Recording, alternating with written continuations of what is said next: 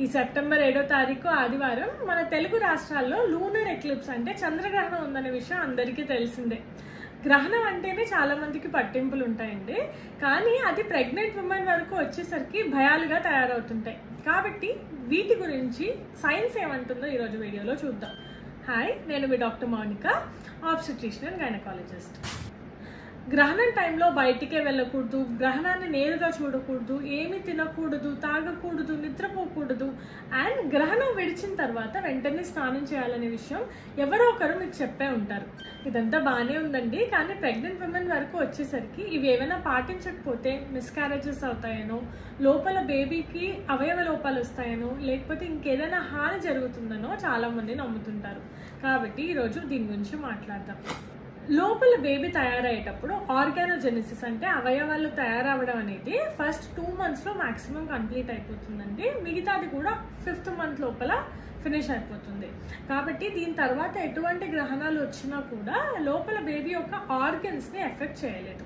Second thing, ఈ గ్రహణం టైంలో బయటికి రాకపోవడం అండ్ గ్రహణాన్ని నేరుగా చూడకపోవడం అనేది సోలార్ ఎక్లిప్స్ అంటే సూర్యగ్రహణాలకి వర్తిస్తుంది.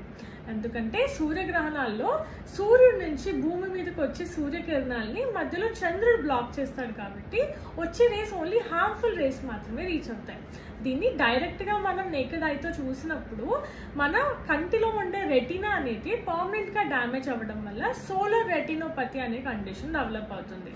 కానీ లూనర్ ఎక్లిప్స్ అలా కాదు. ఎందుకంటే మనందరికీ తెలిసినట్టే చంద్రుడికి స్వతహాగా ఎటువంటి వెలుతురు లేదు.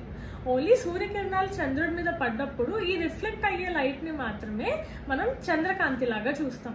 కానీ లూనర్ ఎక్లిప్స్ లేదా చంద్రగ్రహణం అప్పుడు సూర్యుడికి చంద్రుడికి మధ్యలో భూమి రావడం వల్ల ఈ సూర్యకాంతి అనేది చంద్రుడికి రీచే అవ్వదు. దీనివల్ల మనకి చంద్రుడు పార్షియల్గా కానీ కంప్లీట్లీ కానీ బ్లాక్ అయిపోతాడు. ఇది ఓన్లీ రిఫ్లెక్ట్ అయ్యే లైటే కావడం వల్ల దీనివల్ల ఎటువంటి సైడ్ ఎఫెక్ట్స్ లేవు. అండ్ నాసా చెప్పేది ఏంటంటే చంద్రగ్రహణాన్ని మనం నేరుగా మన కంటితో చూసినా కూడా మనకి ఎటువంటి హార్మ్ఫుల్ ఎఫెక్ట్స్ లేవు. అండ్ తినకూడదు, తాగకూడదు, నిద్రపోకూడదు అనే వాటి గురించి అయితే ఎటువంటి సైంటిఫిక్ బ్యాకింగ్ లేదు.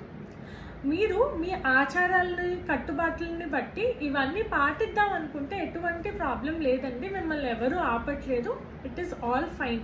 కానీ ఏదైనా రీజన్ వల్ల మీరు గ్రహణం టైంలో బయటికి వచ్చినంత మాత్రాన లేదా మీరు ఆ టైంలో ఏదైనా తినడమో తాగడమో చేసినంత మాత్రాన లోపల పుట్టబోయే బేబీకి ఏమైనా ఎఫెక్ట్ అవుతుందేమో అని మీరు కంగారు పడాల్సిన అవసరం లేదు. And stay informed and stay safe.